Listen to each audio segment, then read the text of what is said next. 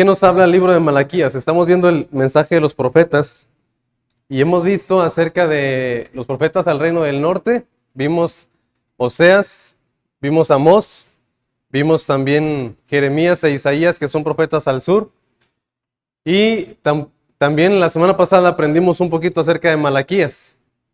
Un poquito más arriba nomás para no gritar tanto. Acerca de Malaquías. Ahí está bien, gracias. Y aprendíamos que Malaquías es una narración entre Dios y el pueblo. Es como si Dios dijera algo por medio del profeta y el pueblo respondiera de manera alegosa. ¿Verdad? Eso lo vimos la semana pasada. Y en el libro de Malaquías, el pueblo de Dios le hace 7 preguntas que muestran sus corazones pecaminosos, pero corazones también que dudaban acerca de Dios y de lo que Dios quiere decirles.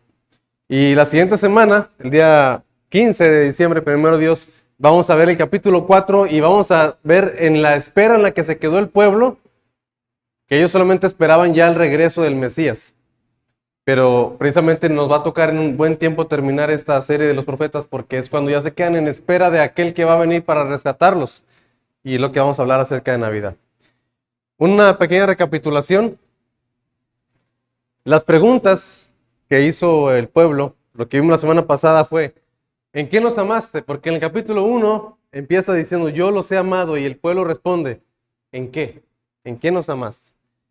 Y luego también dice el pueblo, ¿en qué hemos menospreciado tu nombre? Y luego la tercera pregunta, ¿en qué te hemos deshonrado? Y todo eso lo vimos la semana pasada. Y luego la cuarta pregunta, ¿en qué le hemos cansado? Porque vean cómo termina el capítulo 2, versículo 17. Habéis hecho cansar a Jehová con vuestras palabras y decís, ¿en qué le hemos cansado? Y ellos estaban acusando a Dios de ser injusto. Y muchas veces nosotros también acusamos a Dios de ser injusto, ¿no? De que la vida es injusta, de que las cosas son injustas y que las cosas no salen como nuestra propia justicia piensa que es. Y eso era lo que sucedía en el pueblo, ¿no?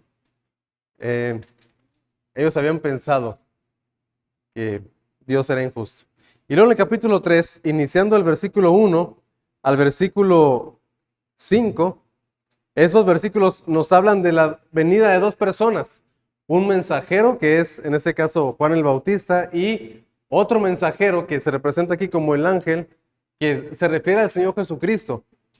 Dice capítulo 3, he aquí yo envío mi mensajero, ahí habla de Juan el Bautista, el cual preparará el camino delante de mí y vendrá súbitamente a su templo el Señor. Vean, aquí habla de el Señor a quien vosotros buscáis y el ángel del pacto a quien deseáis vosotros. Y está hablando de que ya viene entonces el mensajero, el ángel, el Señor dice aquí, he aquí viene, ha dicho Jehová de los ejércitos, ¿y quién podrá soportar el tiempo de su venida? ¿O quién podrá estar de pie cuando Él se manifieste? Porque Él es como fuego purificador y como jabón de lavadores. Y ya está hablando del juicio que traerá el Señor Jesucristo. Pero estamos viendo específicamente las 7 preguntas, entonces no vamos a considerar a detalle del versículo 1 al 5, sino que vamos a ver el versículo 6 en adelante. Vean lo que dice. La siguiente pregunta, ¿en qué hemos de arrepentirnos? Esa es la pregunta. ¿O en qué hemos de volvernos? Porque yo Jehová, dice el versículo 6, no cambio. Por esto, hijos de Jacob, no habéis sido consumidos desde los días de vuestros padres. ¿Cómo ha sido este pueblo? Dice, os habéis apartado de mis leyes y no las guardasteis. Aquí está lo que Dios dice del pueblo. El testimonio de Dios acerca del pueblo es que por la pura misericordia no han sido consumidos. Y eso es lo mismo con nosotros, dice Lamentaciones 3, porque por la misericordia de Dios no hemos sido consumidos, porque nunca decayeron sus misericordias, nuevas son cada mañana, grande es su fidelidad. Eso dice en Lamentaciones 3. Y luego Dios dice hace esta invitación, volveos a mí y yo me volveré a vosotros. Esa es una invitación de Dios. ¿Qué es lo que Él quiere del pueblo? Que regrese a Él. Ahora recuerden que este pueblo sí estaba alabando a Dios. El asunto es que sí estaban alabando, sí estaban en los cultos, sí daban sus ofrendas, no era lo que debían de haber dado, sí asesinaban, o más bien hacían sacrificios de los animales, hacían todo el ritual, pero su corazón no estaba cerca de ellos. Lo mismo sucedió en el tiempo de Isaías. Jesucristo lo citó, dice, este pueblo de labios me honra, pero su corazón está lejos de mí. Recordemos un poquito esto. Y el pueblo, ¿qué fue lo que hizo? Fue exiliado a Babilonia y uno habrá pensado, ya habrán aprendido la lección y regresan con todo el gozo y con todo el amor, pero no, regresan a la rutina y otra vez Dios dice, vuelvan a mí. Pero ¿qué es lo que ellos dijeron? ¿En qué? ¿En qué nos vamos a arrepentir? Ellos pensaban que estaban bien y es como muchos de nosotros. Pensamos que siempre estamos bien y que no necesitamos más de Dios o más unos de otros o más de su palabra o más oración. Pensamos que estamos bien. Y el volver a Dios es reenfocarnos en lo que es nuestro propósito. De hecho, aquí lo habíamos mencionado hace unas semanas. Eso mismo lo dije cuando hablábamos de los profetas. Volver a Dios es estar alineado con Él. O sea, lo mismo que Dios busca es lo que nosotros debemos de buscar. Lo mismo que Dios ama es lo que nosotros deberíamos de amar. Lo mismo que Dios prefiere es lo que deberíamos de preferir nosotros. Eso es volvernos a Dios. Tener el mismo propósito, glorificarlo. Dice la palabra de Dios que Él hace todas las cosas para su propia gloria. Para gloria mía, dice Él, lo he hecho. Romanos 11:36, porque de Él y por Él y para Él son todas las cosas. A Él sea la gloria por los siglos. Amén. Y 1 Corintios 10:31 dice que así pues que comamos o que bebamos o hacemos cualquier otra cosa, hacerlo todo para gloria de Dios. Entonces eso es volver a Dios, que cualquier paso que demos, que cualquier decisión que tomemos, que cualquier incluso gasto que hagamos, pensar, ¿esto le da gloria a Dios o no le da gloria a Dios? ¿O es algo solamente para mi propio gusto y beneficio? ¿O es algo que realmente de una forma u otra está dándole gloria a Dios? Cualquier decisión que tomemos a cualquier lugar donde vayamos, que reflejemos que lo amamos y que lo valoremos y que Él es superior a nosotros mismos. Eso es volvernos a Él. Pero a veces lo confundimos y precisamente en la semana, y tal vez algún día les compartiré de esto, cuando Jesús dice, mas buscad primeramente el reino de Dios y su justicia y todas estas cosas os serán añadidas, muchas veces lo reducimos a solamente decir, busca a Dios en el templo, o sea, acércate a Él, ora y ten una vida cristiana. Como que tú busca a Dios nada más. Pero buscar el reino de Dios no es que solamente yo lo busque, sino que busque edificar el reino de Dios y que nosotros busquemos expandir el reino de Dios y busquemos hasta cierto punto, porque eso lo hace Dios, pero construir el reino de Dios por medio de, como hemos mencionado, compartir, enseñar, hablar de Cristo. Eso es buscar el reino de Dios. O sea, buscar que el reino de Dios venga y no solamente venir a la iglesia. Algo así con esto de volver a Dios. A veces lo minimizamos a solamente lee tu Biblia y ya eso es volver a Dios. O solamente regresa a la iglesia y eso es volver a Dios. No, eso es una parte. Sí es necesario, pero no es todo. Es que todo nuestro corazón le ame. Como Él dice, el primer mandamiento, ¿cuál es? El primer y principal mandamiento, ¿cuál es? Amarás al Señor tu Dios, ¿con qué? Con todo tu corazón, con toda tu alma, con toda tu mente y con todas sus fuerzas. Ese es el principal y más grande mandamiento. Eso es volvernos a Dios. Ahora Dios estaba llamando al pueblo al arrepentimiento. Es lo que dice aquí en esta diapositiva. Dios, ¿qué estaba haciendo? Llamando al pueblo al arrepentimiento. Israel piensa que es un pueblo limpio, inocente, santo, obediente. Es una blanca palomita, ¿verdad? Nosotros somos el pueblo de Dios. Nosotros estamos bien porque estamos alabando al Dios verdadero. Tal vez lo hacemos pues dándole lo cojo, lo enfermo, lo robado, pero se lo damos a Dios, no se lo damos a los dioses falsos. Estamos en el templo, no estamos en otro lugar. Él piensa que es un pueblo limpio, inocente, santo y obediente, pero recuerdo lo que dice en Apocalipsis acerca de la iglesia de la Odisea. Tú piensas que eres rico y tú dices que no tienes necesidad de nada, pero no sabes que eres un desventurado, miserable, pobre, ciego y desnudo. Por tanto, yo te aconsejo que de mí compres oro. Y eso es lo que sucedía, ¿verdad? Con ese pueblo también. Ellos pensaban que estaban bien. La soberbia y la dureza no le permitían darse cuenta de su conducta, de su corazón,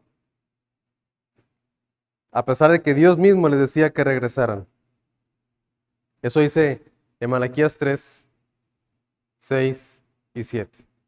Ahora, esa fue la quinta pregunta. ¿Cuál es la sexta pregunta? Vamos a ver del versículo 8 al 12. Malaquías 3, del 8 al 12.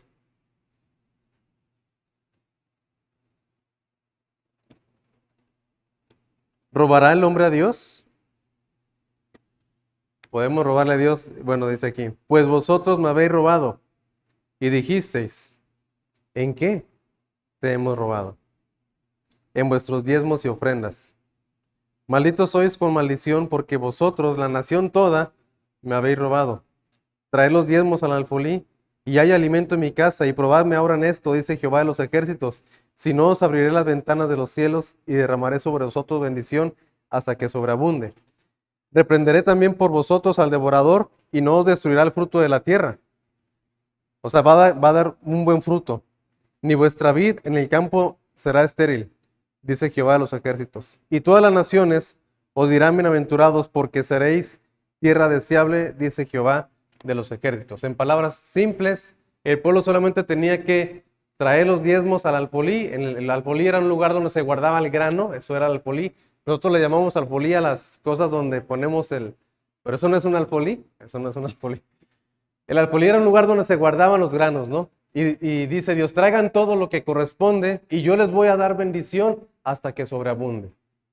Y tal será la bendición que incluso en sus campos se verá que ya no habrá plaga y que ya no habrá esterilidad y que todas las naciones verán que ustedes son bendecidos. Eso es la promesa de Dios. Y aquí hay algo que hay que aclarar. Esta promesa de Malaquías fue hecha a un pueblo específico y en un pacto antiguo. O sea, no es directamente hacia nosotros. Pero cuando aprendemos el Antiguo Testamento, siempre hay que sacar el principio. O sea, no sacamos tal cual una doctrina como tal. Es decir, esta es la doctrina para la iglesia, porque la iglesia es otra entidad. Sino más bien lo que hacemos es, sacamos el principio. El principio es algo que existe ahí y que no depende ni de tiempo ni de lugar, sino que ahí vemos el carácter de Dios. Y el carácter de Dios es ¿cuál? Que si nosotros le respondemos, Él también es generoso con nosotros. Y ese es el principio, pero no significa que va necesariamente a darnos como a este pueblo. Pero por lo mismo que eso, otro pacto, bueno, aquí están algunos pasajes que si ustedes quieren leerlos. Levítico 27:30 dice que el diezmo, todo el diezmo de la tierra es de Dios. Y Deuteronomio 14, vamos a leer esta porción. Deuteronomio 14. Vean lo que dice 22 y 23. Sin ningún defecto, sin ninguna falla. ¿Qué dice? Indefectiblemente diezmarás todo el producto del grano que rindiere tu campo cada año. Y comerás delante de Jehová tu Dios en el lugar que Él escogiere, para poner ahí su nombre, el diezmo de tu grano, de tu vino y de tu aceite, y las primicias de tus manadas y de tus ganados, para que aprendas a temer a Jehová a Jehová tu Dios, todos los días. ¿Para qué era el diezmo? En este sentido, para aprender a temer a Dios. O sea, para en lugar de confiar en el dinero, empezar a confiar en Dios y temer a Dios y darle cierto respeto. Durante ese tiempo, el propósito del diezmo era un propósito tributario, políticamente y religiosamente. Es decir, el pueblo era la manera en la que ellos daban sus impuestos. No existía el IVA, como ahorita, ¿verdad? O el ISR, o el ISN, o ninguno de esos impuestos que luego a muchos les vuelve loco, porque cada mes, y luego después cada marzo o abril, depende, ahí tienen que andar ahí también viendo eso. Y ya después a ver si le regresan algo, ¿no? Pero siempre es eso, lo de dar algo para que el país trabaje bien. En el caso del país, porque era un país religioso y político, junto al país de Israel, Dios puso este sistema tributario para que el país trabajara como país, un diezmo. Y no era solamente un diezmo, si nosotros investigamos, eran más o menos tres veces las que tenían que diezmar, algunos eran cada 3 años, más adelante lo dice aquí en Deuteronomio. Y eran diezmo tanto para la nación, otro diezmo era para el oficio del templo y otro diezmo era también para los levitas y sacerdotes. ¿Qué entendemos aquí? Vamos a regresar a Malaquías. El pueblo había robado. Y alguien puede pensar, entonces si yo no doy el diezmo, ¿estoy robando a Dios? La respuesta primero está, yo no estoy en el antiguo pacto. No le estoy robando a Dios, porque no estoy en el antiguo pacto, estoy en el nuevo pacto. Pero si el pueblo era ingrato en el antiguo pacto, y yo no respondo a Dios dándole parte de lo que Él me da, yo soy más ingrato todavía. O sea, no estoy en la posición de ladrón, pero estoy en la posición de ser una persona ingrata. Y yo creo que es más profundo eso, ¿no? Porque tú le robas a los que no conoces. No te duele robar. Es algo que, el robo y no pasa nada, pues. O le robo a alguien que tiene mucho, como quiera, ni se va a dar cuenta. Pero el ser ingrato, eso es algo más ingrato. No sé cómo decirlo, ¿no? Más feo, más profundo, más personal, pues. El ser alguien desagradecido, alguien que no responde, alguien que no. Y por eso el nuevo pacto, algunos dicen, bueno, entonces ya no voy a dar, como quiera, ya no le robo a Dios, ya me quedo con todo. Bueno, el nuevo pacto es mayor que el antiguo pacto. Hay mejores promesas, hay mejor posición y pues sí, la bendición es mayor en el nuevo pacto que en el antiguo. Entonces, en el nuevo pacto no respondemos a Dios con lo que Él nos ha dado, es algo más profundo. Incluso muchos dicen, el diezmo es como la base y así de ahí queremos ser más agradecidos, pues siempre pues es de bendición, ¿no? Siguiente, Malaquías 3.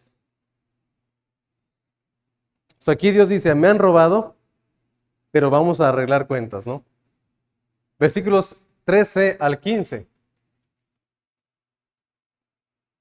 Vuestras palabras contra mí han sido violentas, dice Jehová.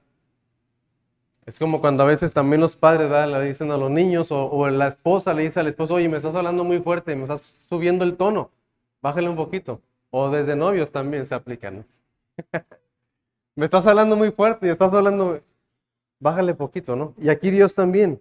Sus palabras han sido violentas, dice Jehová. Y dijisteis, ¿en qué? O sea, sí, pero ¿en qué? A ver, dime, ¿cuándo te hablé mal? ¿Cuándo te hablé feo? Y es que también como a veces en la relación de hombres y mujeres, ¿no? Me estás hablando muy feo. ¿Por qué? A ver, ¿en qué? ¿En qué?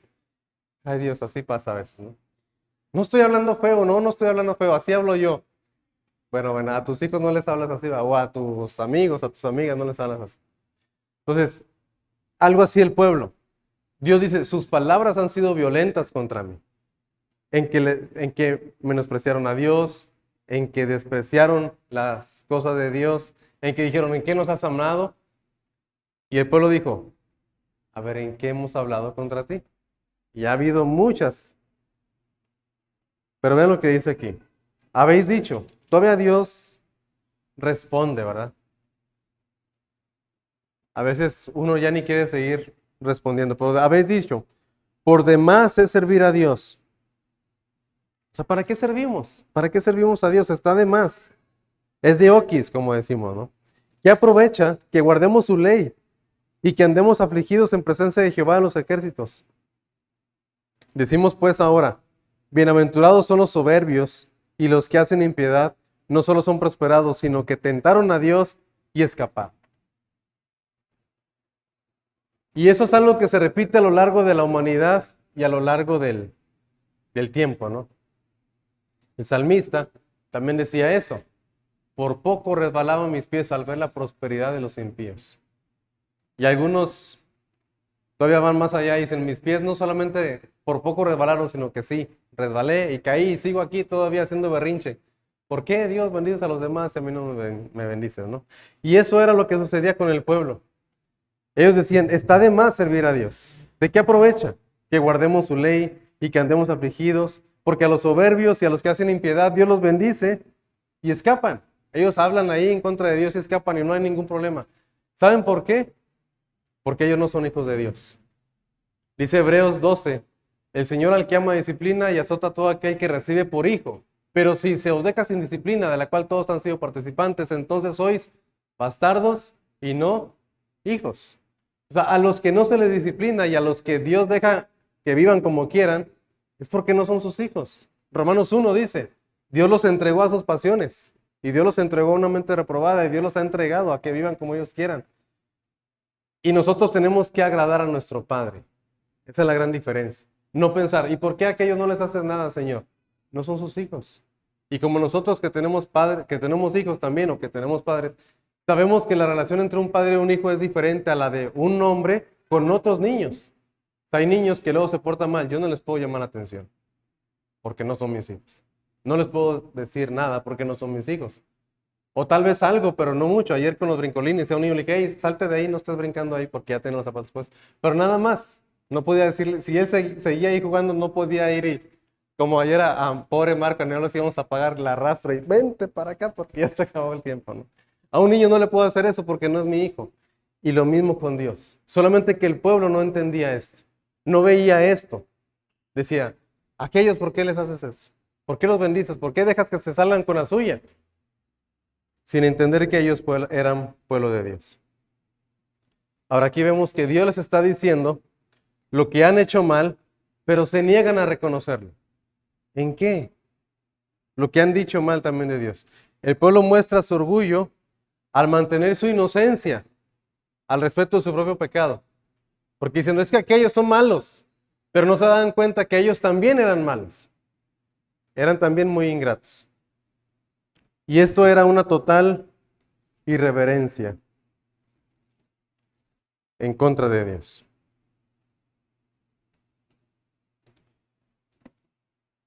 Esa es la séptima pregunta. Ya la siguiente semana veremos lo demás. Pero hay esperanza. Véanlo cómo termina este capítulo. Me llama la atención cómo termina.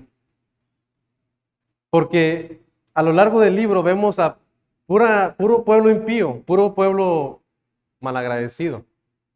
Pero aquí hay un poquito de esperanza, dice versículo 16 al 18. Después de escuchar esto, dice, entonces los que temían a Jehová, o sea, sí había un remanente ahí, hablaron cada uno a su compañero, y Jehová escuchó y oyó, y fue escrito el libro de memoria delante de él para los que temen a Jehová, y para los que piensan en su nombre.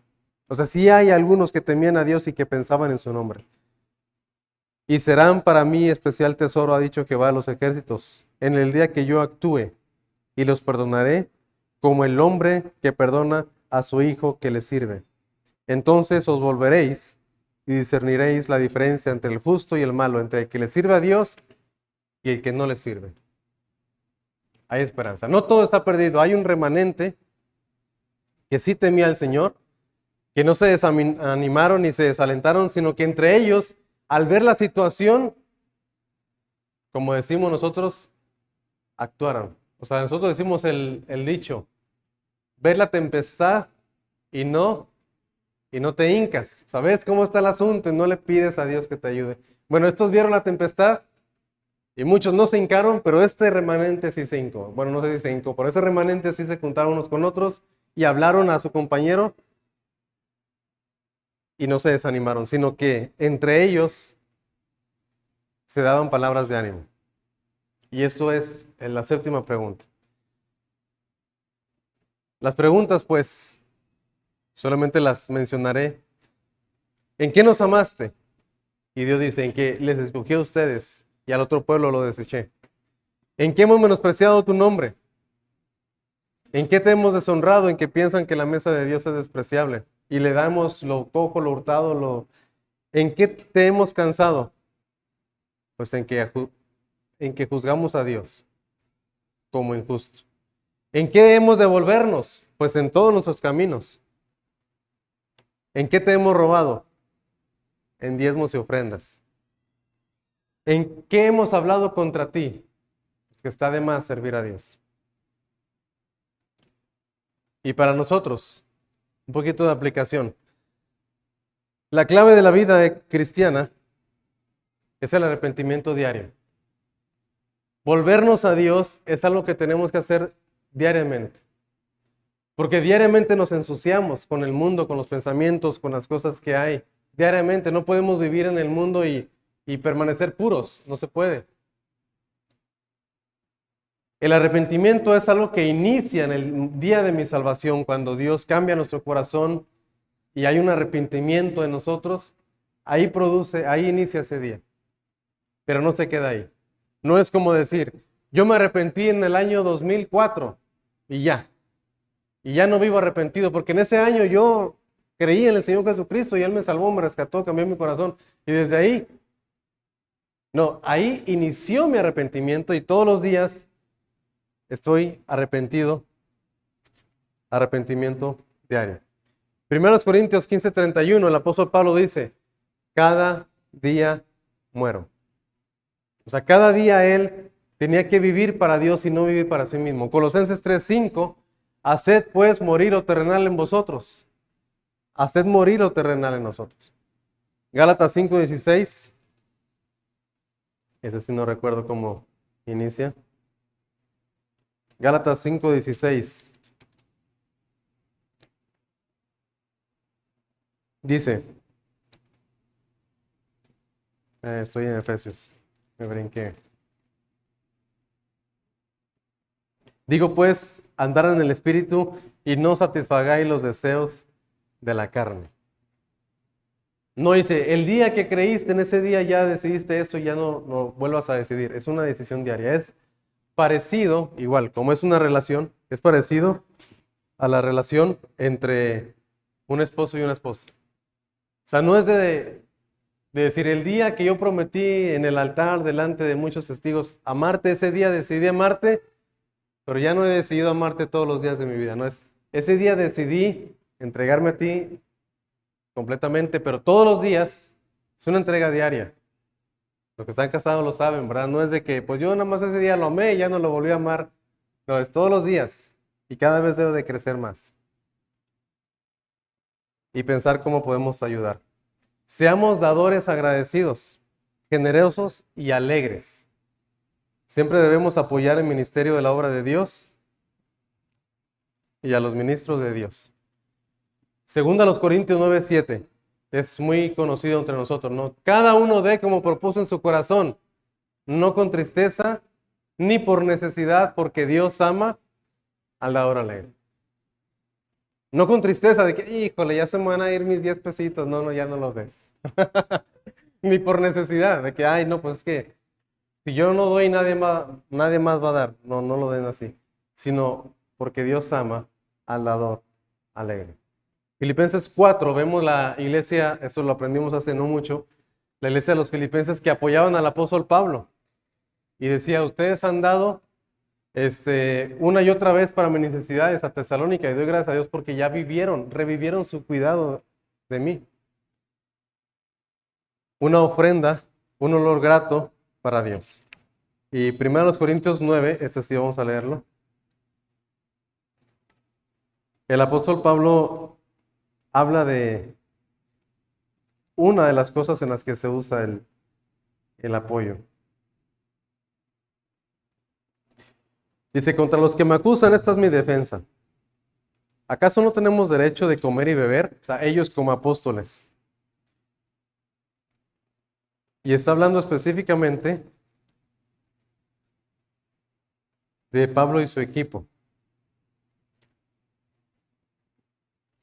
Dice, no tenemos derecho de traer con nosotros a una hermana por mujer, como también los otros apóstoles y los hermanos del Señor y Cefas. Ahora, son preguntas retóricas, no son afirmaciones, ¿sí? Porque aquí dice que no tienen derecho, no.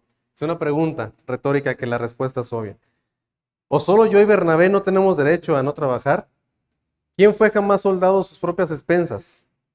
O sea, ¿quién se mete en la milicia y dice, yo me meto aquí y doy mi vida por mi país, pero no me paguen ni a mí ni a mi familia? Nadie. O sea, se espera que haya una remuneración, ¿no? ¿Quién planta viña y no come de su fruto? Pues todos los que conozco comen de su fruto, y si no comen de su fruto, por lo menos lo venden y comen de lo que vendieron, ¿no? Porque sí, he conocido gente que tiene mangos y tiene tantos mangos que ya no quiere saber nada de mangos. Tal vez no come mangos, pero vende los mangos y ese es el fruto. Sí, porque alguien puede decir, no, pues yo conozco a uno que no come de su fruto. ¿O quién apacienta el rebaño y no toma de la leche del rebaño? Digo esto solo como hombre. ¿No dice eso también la ley? Porque en la ley de Moisés está escrito, no pondrás bozal al buey que trilla. ¿Tiene Dios cuidado de los bueyes o lo dice enteramente por nosotros? Pues por nosotros se escribió, porque con esperanza debe arar el que ara, y el que trilla con esperanza de recibir fruto.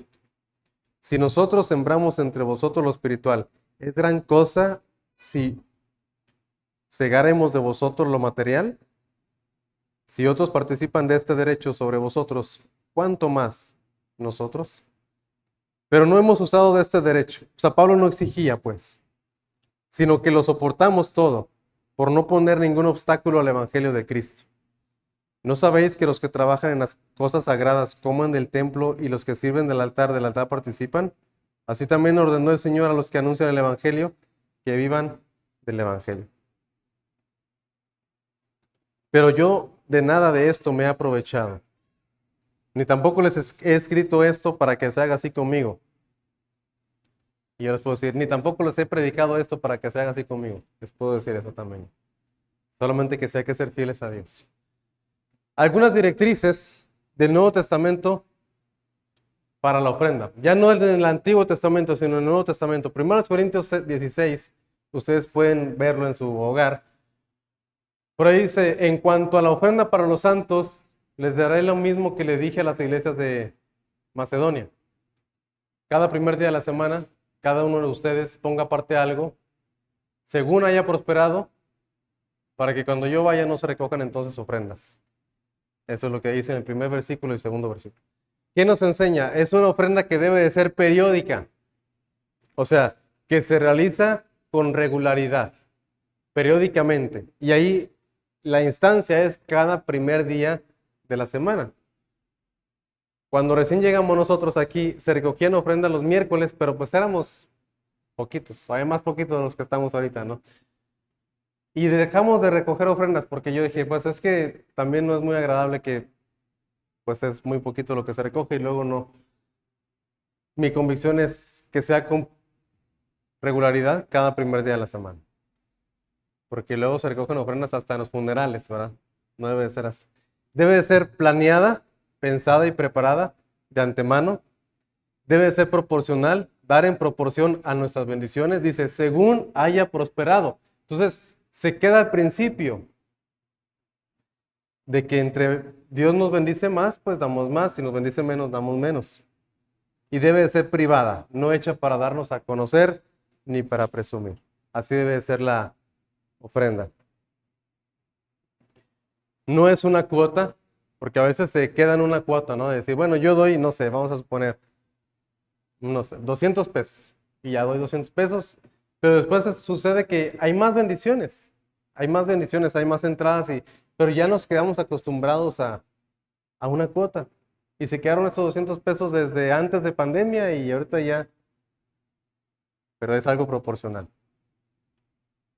¿Qué más? En 2 Corintios 8 y 9, que pues son 2 capítulos completos que también para que ustedes lo lean, nos enseña que debe ser algo generoso, sin culpa y sin manipulación. O sea, no es de que estén ahí manipulando y hasta que no se llene el botecito nos vamos a ir. No, sin culpa y sin manipulación, de acuerdo a lo que tenemos y no a lo que no tenemos, con alegría.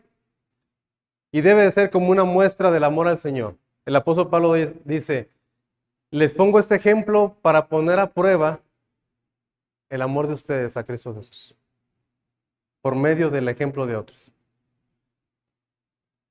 Ya fue mucho de ofrendas. ¿Cómo estamos? Siguiente. No es inútil servir a Dios. Esto ya con referente a la última pregunta, que decía, ¿en qué hemos hablado mal de ti? En que el pueblo decía que era inútil servir a Dios. Bueno, no es inútil servir a Dios. No hay nada que hagamos, sea pequeño, sea grande, sea mucho, sea poco, sea costoso o barato. No hay nada que hagamos en el servicio a Dios que no haya de ser tomado en cuenta por Él. Tal vez por nosotros sí, nos pasa por alto, ¿no? Nos pasa por alto que alguien hizo una cosa, ¿no? Por ejemplo, adornó o hizo ese bonito mural ahí, véanlo, ¿no? Tal vez entramos y ni lo vemos y salimos y nadie se dio cuenta, nadie dijo, qué bonito mural, nadie. Y eso es normal. Pero tengan en cuenta de que Dios sí está al tanto de lo que hacemos. 1 Corintios 15:58 dice: así que hermanos, estad firmes y constantes, creciendo en la obra del Señor, siempre sabiendo que vuestro trabajo en el Señor no es en vano. No es en vano el trabajo en el Señor. Y Hebreos 6:10 dice la palabra de Dios, también está muy claro, dice: porque Dios no es injusto para olvidar vuestra obra y el trabajo de amor que habéis mostrado desde su nombre, habiendo servido a los santos y sirviéndoles aún. Entonces, Dios no olvida si lo hacemos, como dice aquí, por amor. Si lo hacemos sin amor, ni siquiera lo toma en cuenta. Ni siquiera. Y ya lo vimos con Isaías 1. Ya no me traigan más vana ofrenda, ya dejen de cantar y dejen de hacer eso, ya no hagan nada. En Malaquías 1 también. Oh, ¿quién hubiera alguien que cerrara las puertas del templo para que ya no hicieran esto? O sea, si es sin amor, no lo toman en cuenta. Pero si es con amor, sea mucho o poco, lo que sea, Dios siempre lo toma en cuenta. Y Él no es injusto. Podemos ser tentados a pensar que los malvados son recompensados y los justos sufren. Y eso es tendencia de nuestra naturaleza pecaminosa. Pero Dios siempre recordará a los que son fieles. Él dice que Él hará a los justos o a los que guardan su palabra, dice aquí, su especial tesoro. Y el tesoro es algo valioso, algo amado, algo protegido, algo que se cuida. Y eso es lo que Dios hace con su pueblo. Y siempre habrá un remanente que le teme a Dios, que ama al Señor, y quienes aprenden a amarse y a animarse unos a otros. Siempre habrá un remanente. No es de que alguien se va a quedar solo. Tal vez pensemos que nos quedemos solos, como Elías. Elías dijo: Señor, solamente yo he quedado. Y Dios dijo: me he reservado a miles que no han doblado sus rodillas ante Baal. Solamente que en nuestra humanidad nos sentimos solos, pero no estamos solos. Y nos sentimos pocos, pero no somos pocos, hay más. Pero vienen en la tarde. Muy bien, vamos a orar. Pónganse de pie, hermanos, por favor, para terminar con una oración. Señor, agradecemos, Padre, agradecemos tu amor, tu gracia, tu bondad. Agradecemos que tú nos tienes con bien, Señor, a pesar de nuestra falta de reverencia ante ti, Señor, y tal vez nuestra falta de entrega a ti, Señor, nuestra falta de confianza, tal vez nuestra falta de gratitud también, Señor, en responder con nuestra vida entregada a ti, Señor, con nuestro servicio para ti, Padre, y con nuestro apoyo también para las cosas tuyas, Señor. Pero, Señor, gracias te damos porque tú envías a Jesucristo, Señor, como lo vemos aquí. Tú envías a Jesucristo, Señor, para poder perdonar cada maldad y cada detalle nuestro, Señor. Gracias te damos por Él, porque Él sí cumplió a cabalidad toda tu ley. Y, Señor, gracias, porque en Él somos justificados y limpiados y santificados. Y podemos entonces ponernos a cuentas contigo, Señor. En tu mano nos ponemos, Padre, ayúdanos a ser fieles, a ser ese remanente, Señor, que permanece. En el nombre de Jesucristo oramos. Amén. Amén. Dios los bendiga.